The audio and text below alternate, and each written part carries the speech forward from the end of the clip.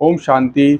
पिछले एपिसोड में हमने आत्मा, परमात्मा और ड्रामा का के विषय में जाना था। उसमें थोड़ा सा कुछ रह गया था। इसके लिए भाई साहब से हम चर्चा करते हैं। भाई साहब, जो हमें आत्मा के बारे में तो क्लियर हो गया, परमात्मा और ड्रामा के बारे में थोड़ा और विस्तार से ज़रा बताइए। तो जैसे हमने बात की थी कि आत्मा क्या है वास्तव में। आत्मा में जैसे हम सपना देखते हैं रात को, है ना, बात हुई थी कि रात में सपना होता है, तो हद के सपने होते हैं और ये बेहद का सपना है ना, आत्मा की बुद्धि में यानी मन में वो सपना रिकॉर्डेड है। अब हम परमात्मा की बात करें तो परमात्मा है क्या वास्तव में, हम समझें। देखिए, ज्ञान में जब हम आए तो बाबा ने बताया जैसी आत्मा है वैसा ही परमात्मा है। हम में और परमात्मा में क्या डिफरेंस है कि बाबा जन्म में नहीं लेते, गर्भ से जन्म नहीं लेते, वो परकाया प्रवेश करते हैं और हम लेते हैं। यही मेन डिफरेंस है, मूल डिफरेंस यही है, बाकी कोई डिफरेंस नहीं है। अब इसको और सूक्ष्म रीति समझें कि भाई परमात्मा वास्तव में है क्या। पहले तो समझे परमात्मा सर्वशक्तिवान है। मान लीजिए 1000 करोड़ आत्माएं हैं, परमात्मा की शक्ति को समझें। 1000 करोड़ आत्माओं को सेकंड के 10वें हिस्से में वो यूज कर सकता है, उसके मन की रिकॉर्डिंग को। भाई यूज क्या करेगा, जो उसके मन के अंदर रिकॉर्डिंग है उसको हम यूज कर सकते हैं। उसको कई बार मुरलियों में बाबा ने डीपली समझाने की कोशिश की है हर ब्राह्मण को, अगर उन्होंने कैच किया हो। बाबा ने बहुत छोटी सी बात कही है मुरली में।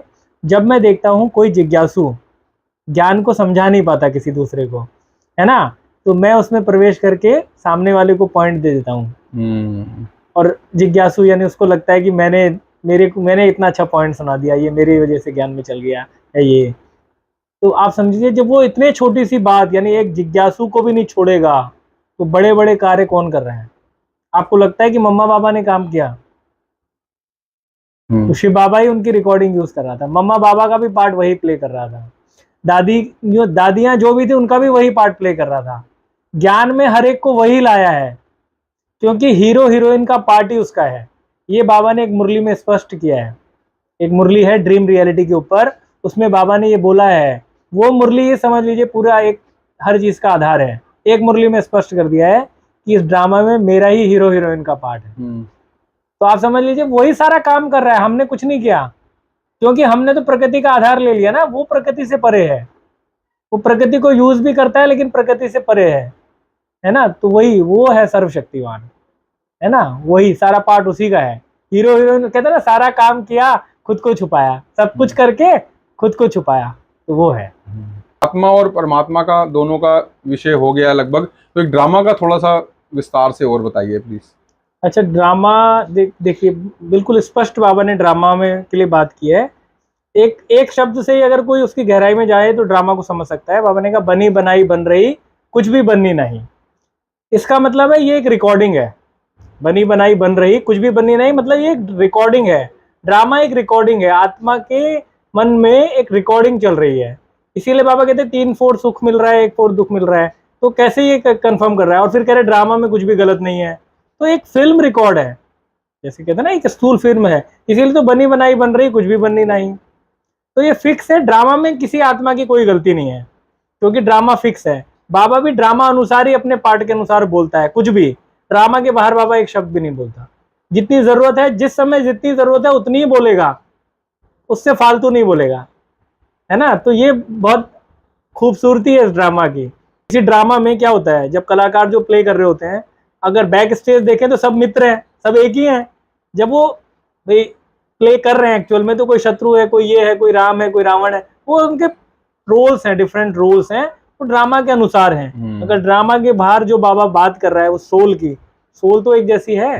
वो चाहे ब्रह्मा की आत्मा है, वो 33 करोड़वीं आत्मा है, सब बराबर है, या पूरे विश्व की आत्मा है, सब बराबर है, आत्मा सब बराबर है, मगर ड्रामा में उनका रोल भिन्न भिन्न है। इसीलिए हर बात में बाबा कहते हैं ड्रामा अनुसार हो रहा है। मैं ड्रामा प्लान अनुसार आता हूँ, मैं ड्रामा अनुसार बताता हूँ, सब ड्रामा अनुसार ही हो रहा है। तो ड्रामा क्या है, यानी एक फिल्म है।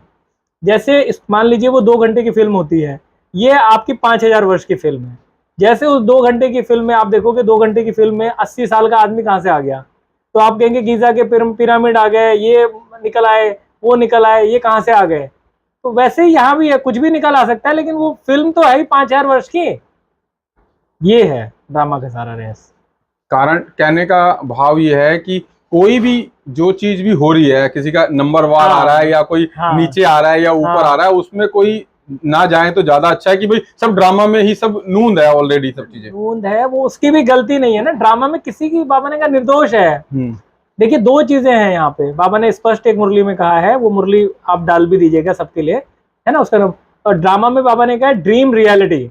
जब हम, ड्रीम रियलिटी शब्द है, जब हम सोल के प्रोस्पेक्ट से कोई चीज देखते हैं तो सोल के प्रोस्पेक्ट से ड्रीम है, उसको कुछ होता नहीं है भाई, मरती तो आत्मा नहीं है ना, शरीर बदल लेती है तो उसको कुछ होना नहीं है, उसके लिए तो सारा सब सपना ही है। और जब हम शरीर के भाव से देख रहे हैं तो रियलिटी है, शरीर के भाव से इतना रियल है ये ड्रामा, जैसे बाबा ने कहा कोई आपको उंगली भी नहीं टच कर सकता अगर हिसाब किताब नहीं है, और अगर हिसाब किताब है तो सब कुछ कर सकता है। तो उस आधार पे ये ड्रामा अपने आप ही आपको लगेगा एक फिल्म के रीति रिकॉर्डेड है, फिल्म में ही इतना स्पष्ट हो सकता है, किसी चीज में इतना स्पष्ट नहीं हो सकता, एक एक हिसाब किताब कैसे रखेगा वरना कोई, इसीलिए फिल्म की रीति।